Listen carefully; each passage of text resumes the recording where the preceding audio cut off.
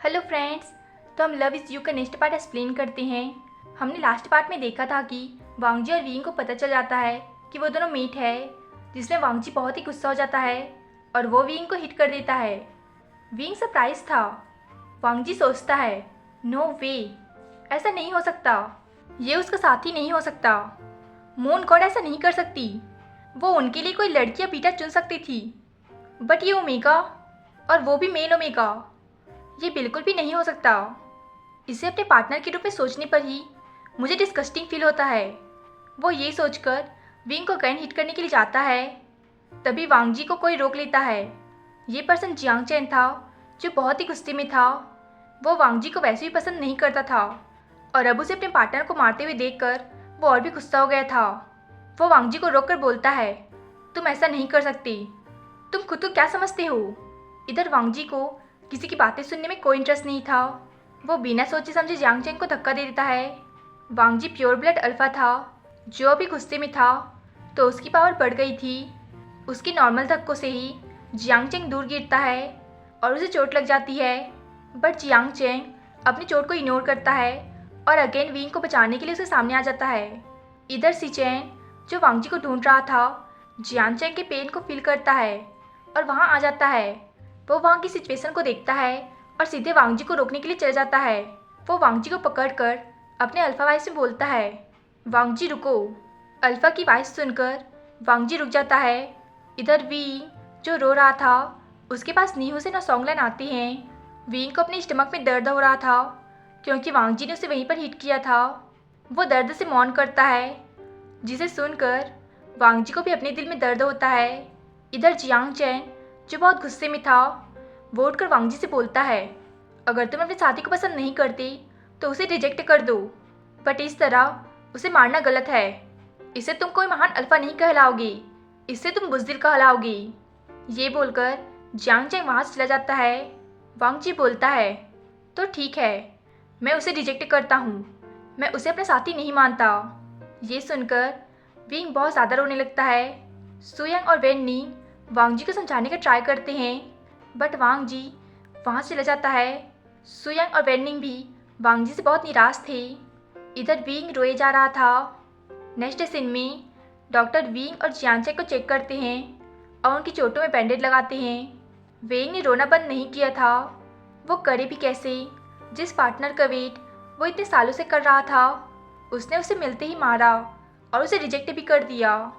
इधर सी चैन, जो बहुत ही सैड था, वो बोलता है, ये सब मेरी वजह से है।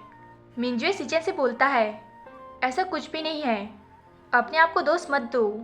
सिचेन की बातें सुनकर जियान चैंग भी सिचेन के पास आता है और उसे कंफर्ट करने लगता है। डॉक्टर वेंग का चेकअप करके रूम से बाहर आता है और बाकियों को भी बुलाता है। डॉक्टर सिचेन से बोलता है, उसके पेट में जो चोट है वो कुछ दिनों में ठीक हो जाएगी, बट विंग बहुत ही सदमे में है। उसके लिए अपने साथी से रिजेक्ट होना ये ठीक नहीं है। अगर अभी ऐसा होता है तो डिप्रेस हो जाएगा और आगे वो मर भी सकता है। ये सुनकर सब बहुत ही दुखी हो जाते हैं।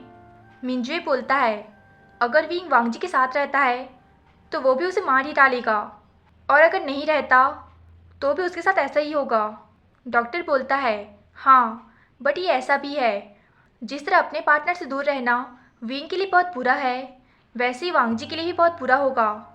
वांगजी और उसका भेड़िया अपने पार्टनर से दूर नहीं रह सकता। इधर वांगजी के दिल और दिमाग में दर्द हो रहा था। उसका भेड़िया उसके ऊपर गुस्सा था। वो बार बार बोले जा रहा था, तुमने हमारे साथी को कैसे मारा, तुम ऐसा कैसे कर सकती हो। वांगजी के दिल में बहुत ही पेन हो रहा था क्योंकि विंग के दिल में पेन हो रहा था। वांगजी गुस्से में पूरे रूम को तबाह कर देता है। उसका भेड़िया बहुत ही नाराज था। कुछ घंटों के बाद भी वांगजी का भेड़िया शांत नहीं हुआ था और वह और भी निराश हो गया था। वह अपने साथी को चाहता था, इसलिए वह वांगजी के ऊपर हावी हो जाता है। अब वांगजी की बॉडी को उसके भेड़िए ने कंट्रोल कर लिया था। वांगजी का भेड़िया सीधे नीचे आता है और देखता है सब बाहर हैं और उसका ओमेगा रूम में आराम कर रहा है।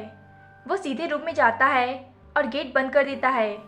ये चीज़ें इतनी जल्दी होती है कि सब सरप्राइज थे, कोई भी वांगजी को नहीं रोक पाता।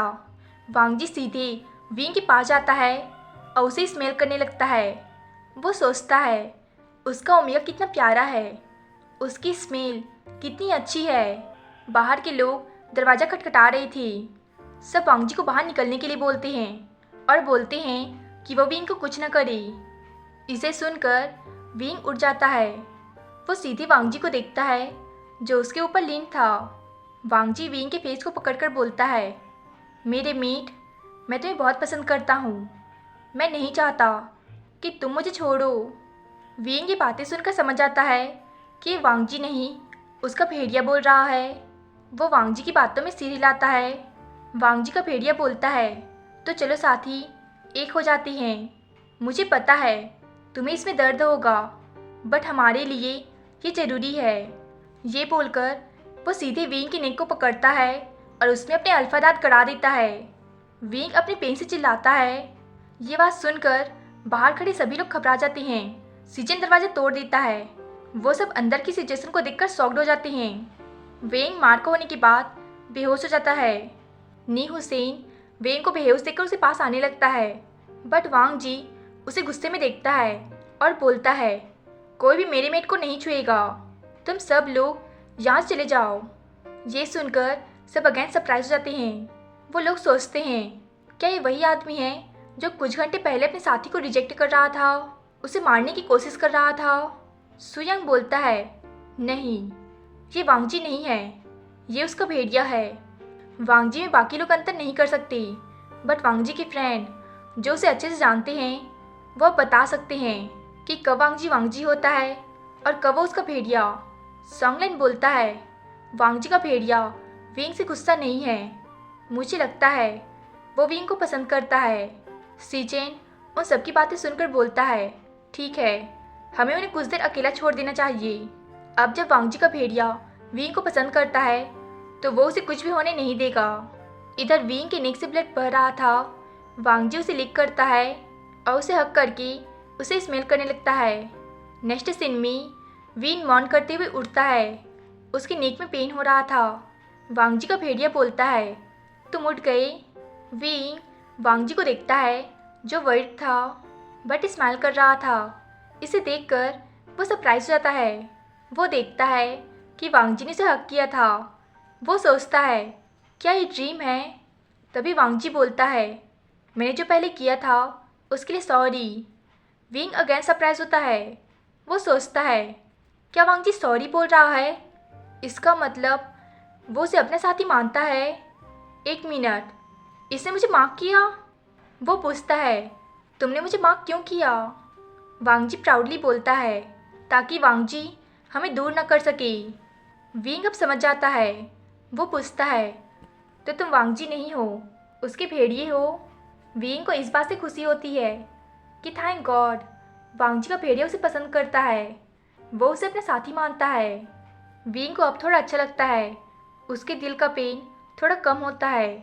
वांग जी का भेड़िया विंग को स्माइल करते देख बोलता है, वांग जी ने जो किया उसके लिए सॉरी, बट अब मैं तुम्हें बचाऊंगा। विंग स्माइल के साथ बोलता है, ये सब तुम्हारी गलती नहीं है, तो तुम सॉरी मत बोलो। मैं अभी बहुत खुश हूँ क्योंकि तुमने मुझे एक्सेप्ट किया। वांग जी का भेड़िया बोलता है, हाँ, अब तुम्हें रेस्ट करना चाहिए। ये बोलकर वो दोनों एक दूसरे को हक करके सो जाते हैं। नेक्स्ट मॉर्निंग विंग को अपने वेस्ट में हैवी फील होता है। इससे उसकी नींद टूट जाती है। वो आँखें खोलता है और देखता है सुबह हो गई थी। तभी उसे फील होता है कि किसी ने उसे टाइटली हक किया है। विंग पीछे मुड़कर देखता है तो ये वांग जी था। वांग जी हलचल होने पर बोलता है, सुयांग, हिलो मत। विंग ये सुनकर सोचता है, ओ शिट, ये तो वांग जी है, उसका भेड़िया नहीं। अगर वो जाग गया तो वो मुझे मार डालेगा। अब मैं क्या करूं? ऐसा करता हूं, चुपके से चला जाता हूं। वो वांग जी की पकड़ से छूटने का ट्राई करता है। तभी हलचल होने पर वांग जी जाग जाता है और विंग को घूरने लगता है। विंग जब ऊपर देखता है तो वो देखता है वांग जी उसे जानलेवा नज़रों से घूर रहा था। विंग सोचता है, अब तो मैं गया। जब वांग जी का घूरना हो जाता है तो वो गुस्से से बोलता है, बेड से उठो। और वो ये बोलकर विंग को बेड से धक्का देता है और खुद बेड से उठकर रूम से बाहर निकल जाता है। विंग वांग जी की हरकतों को देख रहा था। वो सोचता है, थैंक गॉड इसने कुछ नहीं किया, वरना मैं आज मरने वाला था। सो फ्रेंड्स, हम ये पार्ट यहीं पे ख़त्म करते हैं। अगर आपको ये वीडियो पसंद आई हो तो प्लीज़ वीडियो को लाइक करना, चैनल को सब्सक्राइब करना and thank you so much video देखने के लिए।